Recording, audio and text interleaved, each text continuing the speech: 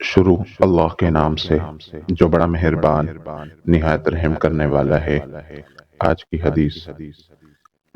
حضرت عبداللہ بن مسعود رضی اللہ عنہ سے روایت ہے، انہوں نے کہا، میں نے نبی کریم صلی اللہ علیہ وسلم سے عرض کیا، اللہ تعالیٰ کو کون سا عمل زیادہ پسند ہے؟ آپ صلی اللہ علیہ وسلم نے فرمایا، نماز کی بروقت ادائیگی۔ انہوں نے عرض کیا، پھر کون سا؟ آپ نے فرمایا، والدین کے ساتھ حسن سلوک۔ انہوں نے عرض کیا، اس کے بعد کون سا؟ آپ صلی اللہ علیہ وسلم نے فرمایا، اللہ کی راہ میں جہاد کرنا۔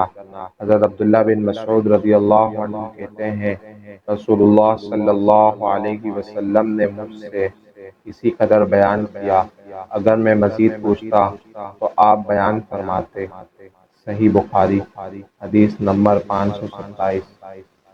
اسی طرح کے اور دعا اور احادیث کو سننے کے لیے ہمارے چینل کو سبسکرائب کیجیے۔